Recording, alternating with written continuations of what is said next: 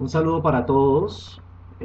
Vamos a hablar acerca de genitalidad y psicoanálisis basado en un capítulo, en el capítulo titulado Órganos e impulsos sexuales en las creencias nativas del doctor Malinowski, Bronislaw se llama él. Y bueno, él como un antropólogo brillante quiso estudiar, digamos, las ideas o las representaciones mentales y sociales que los nativos troviandeses tenían acerca de la naturaleza de las funciones sexuales y, y la relación que estas funciones sexuales tenían con el resto del cuerpo. Algo muy interesante. Y bueno, y ve unas ideas claves como primero una homología o un punto de acuerdo entre el organismo animal y el organismo humano. Y el punto de acuerdo entre el organismo animal y el organismo humano es el instinto. Y a partir del instinto, eh, digamos que hay una fuente generadora del instinto dependiendo de la parte del cuerpo donde, donde se origine. Y el origen principal, dice el doctor Malinowski, que las creencias de estos indígenas, de esta sociedad primitiva, eran los ojos. Entonces los ojos eran la fuente o el asidero de la lujuria y el placer, y de ahí para allá, pues digamos, esto se esparcía a partir del cerebro, se esparcía para otras zonas. Pero en general, digamos, en general, las creencias o los saberes que tenían sobre la anatomía sexual eran muy burdas, superficiales, y los mismos indígenas se referían a ella con unas, digamos, unas expresiones parcas y vulgares. ¿Ve? Entonces, digamos que eso ha sido una constante durante todo el tiempo y no es particularidad, vean ustedes, de las sociedades indígenas o de las sociedades primitivas, sino que, digamos que esta burla o esta disminución de las funciones sexuales obedecen, digamos, a la representación o la percepción que el ser humano tiene del poder que ellas tienen sobre su vida. Bien, entonces hay unos puntos de vista que dice el doctor Malinowski que son verdaderamente toscos. Los riñones no se relacionan con la orina, ¿sí? Con la producción, la secreción de orina, sino que se relacionan, digamos, con la producción de vida que el ser humano hace, y que los riñones son los encargados de generar el semen, y que a partir de un estrecho conducto llamado botuma se une directamente a la vejiga con el estómago, pasando luego por otros órganos genitales masculinos y femeninos. Entonces hay una relación entre la orina y el desecho. Decía Sigmund Freud que los desechos son fuente generadora de placer, la orina también es fuente generadora de placer, entonces hay placer en desprenderse. El desprenderse genera un placer, pero también hay un displacer en el sentido de la necesidad de la retención, o sea, del retener al sujeto amado o de retener los bienes materiales, y ya se estaría hablando ahí de, digamos, unas representaciones, unos acercamientos hacia características obsesivas del ser humano. Entonces, estos órganos encargados de secretar, pero que el ser humano encuentra placer y displacer reteniendo, genera algunas representaciones o unas características de la personalidad que a veces pueden desembocar en patologías. No son palabras, no son palabras textuales del doctor Malinowski, pero que si uno analiza el texto con las posturas psicoanalíticas va a encontrar que hay puntos de acuerdo o puntos de referencia que, que, que, que hablan de una posible encuentro entre ambas teorías, desde lo antropológico, desde lo sociológico y obviamente desde lo psicoanalítico. Entonces hay unas teorías psicofisiológicas involucradas hacia lo sexual, tal cual como lo dice el psicoanálisis. Entonces, estas teorías psicofisiológicas hablan de los ojos como la fuente del deseo, ¿sí? Es el asidero del deseo, los ojos son el fundamento del deseo, es el asiento del deseo y la lujuria, y constituyen la principal causa del deseo sexual. Desde ellos, desde los ojos, se genera la información que va hacia el cerebro, y el cerebro se encarga de esparcirlo a partir de la médula espinal por el resto del cuerpo, especialmente por los riñones y por los intestinos. Entonces, ahí se puede ver que, digamos, los indígenas tenían una posición para nada descabellada de la neurofisiología del deseo, porque es muy similar a lo que ya todos conocemos. Lo que llama la atención es que nadie les enseñó, esto es creencia popular, y eh, a partir de esa creencia popular, pues ellos explican cómo se da el amor, cómo se da el deseo sexual. Bueno, entonces repasemos estas partes corporales o esta psicofisiología de la sexualidad.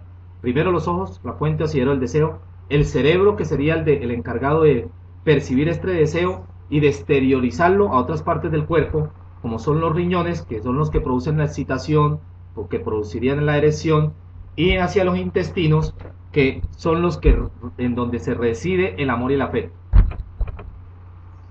Donde se reside el amor y el afecto. Dirían estos indígenas que el ser humano nace desde los intestinos. El ser humano nace desde los intestinos. Cuando yo era niño creía, también tenía, antes de tener cualquier conciencia desde lo sexual, desde cómo se daba el nacimiento, la reproducción humana, yo creía que los niños nacían por los intestinos. Entonces, esta es una idea arquetípica que se ha transmitido de generación en generación y que varias comunidades indígenas primitivas las comparten. Ahora, si bien ahí reside el amor y el afecto, los brazos y el vientre son encargados también de parte de la fuerza sexual. Los brazos y el vientre se encargan de recibir o de proteger el deseo sexual, y eso se exterioriza, digamos, en la práctica o en la muestra de afecto. Bien, pues los procesos de excitación sexual en el organismo femenino son muy similares a los del organismo masculino. La excitación femenina también está en los riñones, según ellos, al igual que en el hombre, y digamos que hay una secreción genital masculina que es muy similar a la femenina, que se llama la momona o momola, y que se encarga de lubricar la membrana y acrecentar el placer sexual. Eso es lo que decían estos indígenas. Y bueno, pues hay una función particular en los riñones encargada de generar esa excitación sexual, y hay un estrecho paralelismo también en recibir la información no solamente desde los ojos, sino también desde el olfato. El olfato viene siendo una zona de activación erógena que genera un tipo de pulsión de deseo y de posesión del otro. Es tanto así como cuando uno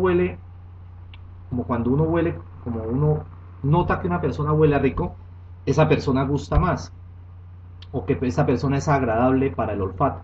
Entre más agradable sea para los sentidos, mejor es la representación o la percepción que la mente o que la conciencia hace de toda la pulsión, en sentido de integrar cada una de las información que llega a parte de los sentidos. Entonces la pulsión del deseo no es solamente suelta por un deseo que está ahí solo, sino que la pulsión involucra o recoge todas las informaciones que los sentidos nos dan: el tacto, el tocar a esa persona, el verla, el olerla, el escuchar su voz. Entonces estaríamos hablando de un montón de zonas erógenas, 5 al menos, que ayudan a que la pulsión se active y que regularmente estén generando una nueva construcción sobre este deseo de esa persona a partir de todas las pulsiones que se reciben y cómo las organizan el cerebro, y la organizan y tienen una imagen regular y muy completa de lo que es la fuente del deseo, y desde allí se construye su solidez, de, digamos, cómo los sentidos involucran toda esta información del deseo, de las pulsiones, y cada cuánto o de qué manera regularmente los sentidos están relacionados, están en contacto con dicha pulsión. Y bueno, también llama la atención las alegorías que ellos hacen de este mapa psicofisiológico con elementos de morfología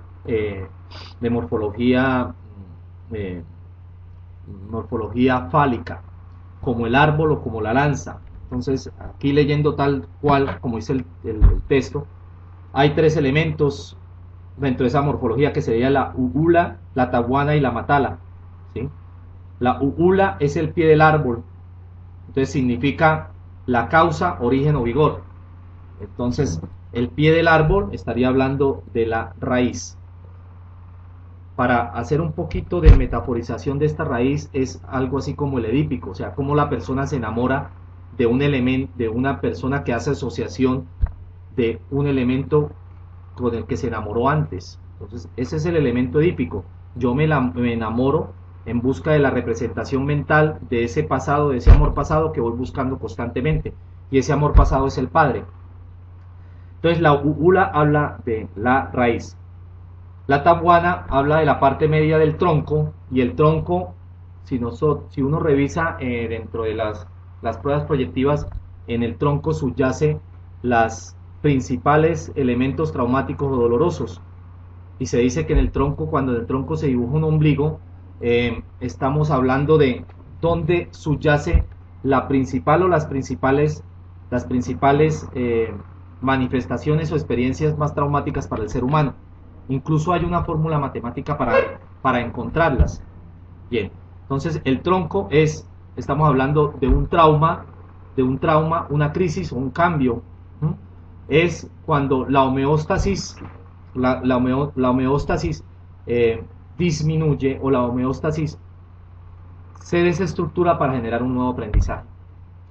Y la copa del árbol o la cúspide, que haría referencia al elemento fálico, a la parte más alta, a la expresión más alta, a la elevación de dicha expresión, que a esto se le llama en psicoanálisis la idealización del objeto amado. Es la idealización del objeto amado. Entonces, lo primero es la raíz, una experiencia traumática inicial del amor. El tronco, una experiencia traumática que marca y que no tiene nada que ver, digamos, con la relación con los padres, pero que sí tiene que ver con esa trascendencia que hay del amor paterno. Entonces, primero, el amor filial; segundo, la representación de una experiencia de dolor; y tercero, la idealización que se hacen de estas experiencias. Y bien sabemos que en psicoanálisis todo lo que se construye a partir del desarrollo de las etapas psicosexuales en la infancia tiene una trascendencia en la vida adulta. Bien, los riñones son la fuente generadora del semen, ¿sí? Y tienen estrecha relación con los intestinos. Y estaríamos hablando de dos pulsiones que se relacionan con el amor: el hambre y el deseo.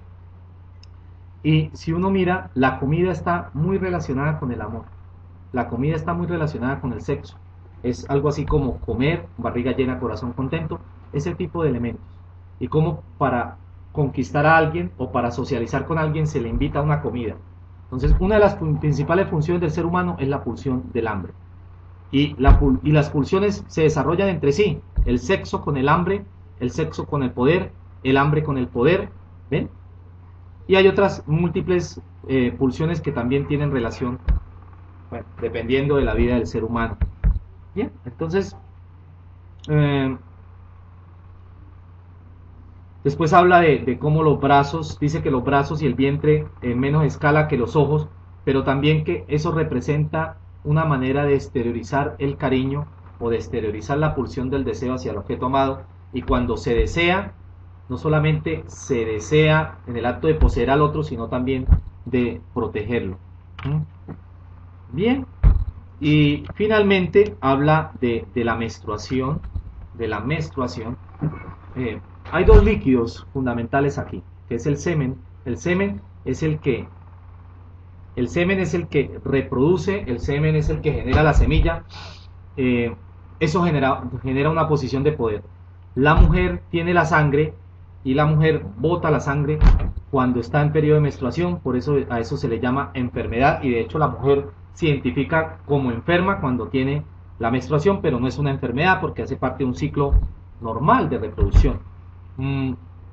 Ahora, el involucrar a la sangre habla de que esta sangre me pertenece, que la persona que me fecunde va a poseer mi sangre, y la persona que esté dentro de mí tiene mi sangre. Entonces, cuando hablamos la sangre de mi sangre, desde una representación cultural, se estará hablando de ese gran vínculo, y ese vínculo totalizante que hay entre una madre y un hijo, mucho más que el del padre con un hijo. Por eso estas sociedades, como lo había hablado en un video anterior, son matrilinealmente más fuertes que que si fuesen patrilineales, o sea, son más matriarcales que patrilineales, son más femeninas que masculinas, son más maternas que paternas. Bien, esa es, digamos, los puntos claves de estos impulsos sexuales en los nativos y cómo se relacionan con el psicoanálisis. Primero, la homología entre lo animal y lo humano hace parte de lo instintivo. El instinto es lo que nos une con lo animal.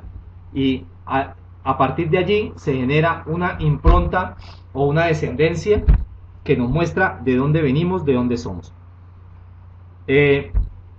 Las limitaciones desde la anatomía sexual que nos hacen ver que es muy burda y superficial y que las sociedades se burlan de esas anatomías sexuales y de su precariedad.